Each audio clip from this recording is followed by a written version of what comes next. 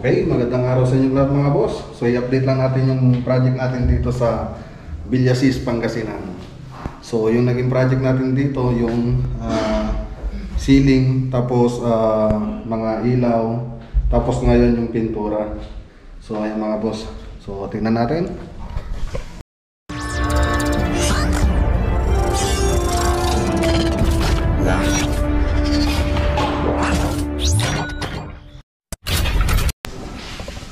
Okay, so andito tayo sa bandang salas mga boss. Okay, so ayan, so nakapagpintura na sila dito. So ang i-re-retouch na lang nila yung sa may ano na lang, magka-cuttings na lang sila dito sa may between cornisa tapos dito sa may pader. So yan na lang yung hindi natapos dito. So dito mga boss, meron pa tayong ilalagay na partition dito. So gypsum board din yung ilalagay natin dyan, saka metal frame. So tapos yung nilagay natin cornisa dito, yung 85. So yan po siya mga boss. Okay, so may nilagay din tayong ceiling cross.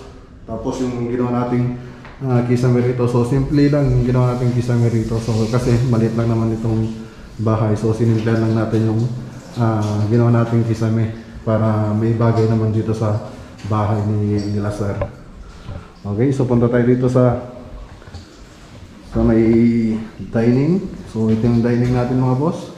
So napinturahan na rin. So ang kulang na lang dito mga boss yung mga ilaw. So ilalagay na lang yung mga ilaw. So kompleto na yung mga ilaw dito mga boss na kinuha nila sa amin. Yung strip light tsaka pin light. So kompleto na lahat. Pati yung mga circular, panel light. So lahat ng ilaw na in-order nila ay dito na. So kami na rin yung nagbigay dito mga boss. Ay kami na rin po yung nag-supply ng ilaw dito mga boss. Kung gusto nyo mag-order ng ilaw, so tingnan nyo lang dyan sa screen sa Maclagonilla Cornices. So ilaw tsaka mga cornisa natin mga boss. Okay, so dito yung dining. So ang kulang pa dito, so meron tayong ginawang 3D model dyan. So makikita dyan sa screen. So makikita nyo dyan. So meron pa tayong ilalagay dito na center island. So meron tayong ilalagay dyan. So pag-usapan pa namin ni sir yan mga boss. Tapos yung mga cabinet dito. Okay, so dito, so naglagay na rin sila ng tiles dito. So yun na rin yung mga kahoy na ilalagay dito sa hagdanan. So solid wood sa mga boss. So ang gumawa ng ano dito, so meron na rin silang taga tiles na kinuha dito mga boss. So mga kakilala ni sir yung kinuha nila magta-tiles dito mga boss. Okay, so ito yung sa may stairs natin. Okay, so ito yung mga sa stairs natin mga boss. So may ceiling roof na rin siya. Tapos yung cornice ang nilagay natin dito mga boss, yung MD. So yan mga boss, MD yung nilagay natin. Tapos ito yung ilaw, nilagay natin na circular light. Okay, so dito, so nakapag-design na rin sila dito mga boss. So yan na yung design na nilagay dito. So may pintura. So ano yung pangalan ng ano dito, JR? Yung nilagay natin pintura? Angel Blush. So Angel Blush ng Davis. Tapos yung Shades of Grey ng Davis yung nilagay natin. Siyempre doon sa taas ang nilagay ng natin dito flat latex. So flat latex lang dyan. Tapos doon sa mga cornisa, yun yung mga semi-gloss. So yan yung mga cornisa natin mga boss. Okay. Siyempre yung nilagay natin strip light dito, ito siya mga boss, daylight or white tsaka white. Nilagay natin cornisa rito. Ay strip light dito. So tricolor siya. Tapos yung nilagay natin circular light, tricolor din siya mga boss. Okay, so punta natin dito sa CR. Tapos na rin nila yung tiles dito. So hindi kami nag-tiles dito mga boss. So ang hindi pa nilagay dito yung cornisa. So may lalagay pa tayong cornisa dyan mga boss. Okay, so punta tayo dito sa master bedroom. So dito sa master bedroom, so nakapaglagay na rin tayo ng ano rito mga boss, ng pintura, nakapagpahid na rin tayo. So angel brush din yung nilagay natin dito, tapos inargayan na lang natin dito sa may bandang headboard. So pati yung mga ano rito mga boss, mga ilaw, kami rin yung nag-supply. So nasan yung remote? Pinatawag sa kagad. Pakiko na ko, kuha mo. Okay, so testingin natin mga boss yung nilagay natin ano dito, strip light.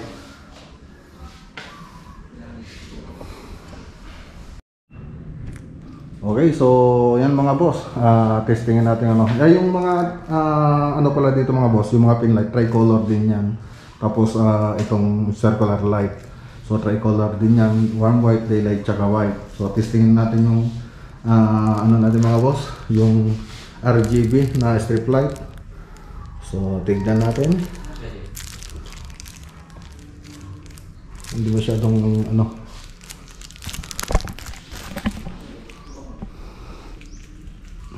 So yan mga boss, pag red, meron din green. Okay, so ito naman blue.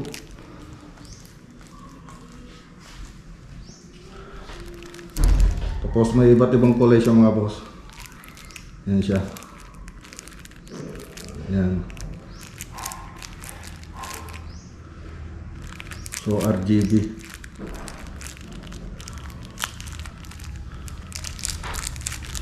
So makapal itong strip light natin mga boss, yung RGB natin. Tapos pwede pa siyang lakasan, tapos pwede rin siyang hinaan. So yung mga boss, pwede mo siyang hinaan. Tapos pwede mong malakas. Tapos kung gusto mo mas malakas yan, tapos pwede rin ito mga boss, parang sumasayaw, paiba-iba ng kulay. Tapos marami siyang features mga boss. So makapal itong RGB natin. So yung RGB natin, ang driver niya, kaya niyang isupply yung 100 meters na strip light, itong RGB natin. So makapal yung RGB natin mga boss. So ito, may tinda rin tayong ganito mga boss. So kung gusto nyo umorder, punta lang kayo sa Maclagonilla Cornices. So makikita nyo dyan, ito doon mga boss. So yung mga boss, pwede mo rin siyang patayin dito mga boss. Yan siya. Pwede mo i-on. Yan mga boss. Okay. Okay, kung gusto nyo mag-order mga boss ng RGB, so ito yung mga kulay niya na available. So kung gusto nyo mag-order, tingnan nyo lang dyan sa Maclagonilla Cornices mga boss. So order na kayo mga boss. So syempre, so sunod na punta natin dito, i-update natin ito mga boss. Patapos na rin sila rito. So pag-usapan pa namin yung cabinet dito mga boss ni nila sir. Okay, so susunod na araw ulit. Okay, magandang araw sa inyong lahat mga boss. So Sabado ngayon, so susundin natin yung mga kasama natin dito sa Villasis, Pangasinan. So i-update na rin po natin yung project natin dito mga boss. So andito na tayo sa site. So paparada lang natin sandali itong ano natin, sasakyan, tapos punta na tayo sa loob. Okay.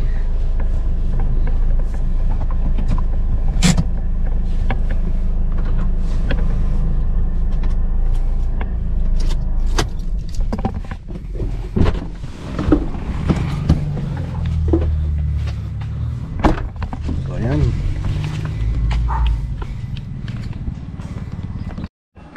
Okay, so andito ulit tayo mga boss. So i-update lang natin itong project natin. So ayan, so yung cornisa natin ginamit dito, siyempre yung 8 is 5. So ayan, tapos dun sa taas yung 45. Tapos gumamit din tayo ng ceiling roof dito, naglagay rin tayo. So sa dining, tapos sa salas, tapos sa dining. So meron din dun sa kabila mga boss. Tapos dun sa hagdan meron din. Tapos yung mga ilaw dito, so sa atin din sila kumuha mga boss. So yung cornisa, ilaw, kung gusto nyo mag-order, makikita nyo dyan sa Maclagonilla Cornices mga boss. So ano na lang kayo doon, tingin na lang po kayo kung ano gusto nyo bilhin. So marami tayong ano dyan, design na cornisa. So may plain, may design. Tapos yung mga ilaw, so makikita nyo dyan yung mga detalye mga boss.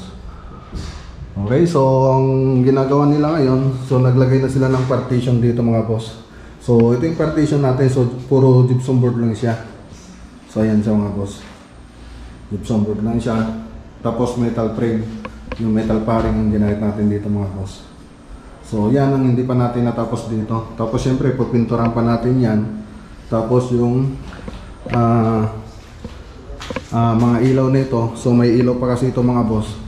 So pipinturahan din natin yan mga boss bago natin lalagyan din natin ng electrical yan bago natin takpan mga boss. So ito yung dining natin. So nakabang na rin yung mga wire. So yung mga ano na lang wala rito, yung mga ilaw. So ito yung ceiling rose na sinasabi ko kanina mga boss. Okay, so dito, so ito na siya. So ang kulang na lang dito, so ang ipapagawa pa kasi ni Sir sa amin dito yung modular niya, yung modular na center island dito. Tapos syempre lalagyan din natin to. So puro laminated board yung ilalagay natin dyan mga boss. So nakapag-usap na kami ni Sir, kaya lang may kunting problema rito. So kaya kailangan naming umalis muna dito mga boss. So babalikan na lang namin dito pagkatapos ng o kaya tatawagan na lang kami ni Sir kung kailan sila pwedeng pwede niya kaming tawagan. So kung kailan sila pwedeng magpatrabaho dito mga boss. So ayun lang, hindi natin ito ma-vlog ng dire-diretso kasi nagkaroon lang tayo ng problema rito mga boss dito sa project. So hintayin na lang natin yung tawag ni Sir mga boss. So sabi naman niya walang namang problema dun sa mga project natin dito. Kaya lang siyempre sa panahon ngayon, ano nyo na yung tutukoy ko mga boss. So nagka-problema rin sila para sa amin ng mga boss. Okay, so ito yung kitchen natin. So yan yung babalikan natin dyan, itong kitchen saka yung partition. So pipinturan pa natin yan. So hindi pa tayo nakapagpintura ng baseboard dito mga boss. So pipinturan pa natin ng baseboard yan. So punta tayo sa taas. Doon sa taas mga boss, ito yung ceiling rose na nilagay natin. Tapos iba na yung cornisa na nilagay natin dito. So yung model na cornisa na nilagay natin dito, yung MD. So ito siya mga boss. So yan yung MD mga boss, yung may design na cornisa. Tapos yun yung maliit na cornisa natin, yung 55 cm. So tingnan na rin natin dito sa kwarto. Sa kwarto, ito na siya mga boss. So okay naman na. So tapos na dito, ang kulang na lang dito yung baseboard natin dito. Yung baseboard na pintura. So yun na lang wala rito mga boss. Okay, punta tayo dito sa CR. So sa CR na ilagay na rin nila yung cornisa, nakapag-takip na rin sila. Okay, so yan yung cornisa niya. So natapos na rin nila yung tiles dito. So maganda, pasilip ko na rin sa inyo mga boss. So yan siya. Okay, punta tayo rito sa kabila. Dito sa kabila mga boss, sa master bedroom, natapos na nila rito. Ang hindi na lang natapos dito, yung baseboard. Siyempre maglalagay pa tayo ng pintura dyan na baseboard. Ayan. So yan siya mga boss. So lahat ng ilaw dito, so sa amin din binili mga boss.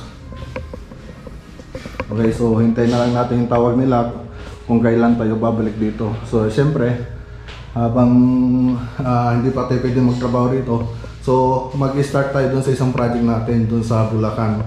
So lahat ng tao ko dun, so pupunta doon kasi medyo malayong pupunta natin sa Bulacan, sa Marilao, Bulacan. So kailangan na tambakan ng tao para mas mabilis matapos. Okay, so ito yung sa terrace. So ayan na siya mga boss. Ito yung terrace natin. Okay na. So single drop lang siya, tapos nilagyan natin yung pin light. Tapos yung may grove din yung nilagyan natin dito. So pinipinturan na rin namin ito. Itong wall dito. Para i-bind na rin namin yung pintura para mawala yung mga mancha niya. So ayun mga boss, yung update dito sa Villasis, Pangasinan. Siyempre mga boss, i-update ulit natin ito sa susunod na buwan na siguro mga boss, kasi alam niya lang yung sinabi ko kanina. So hindi natin may tutuloy na agad ito. So magbabakante yung project na to. So hintay na lang tayo siguro nila sir na matapos isang project natin bago tayo pumunta rito. So marami pa silang ipapagawa rito mga boss. Nagka-problema lang sila.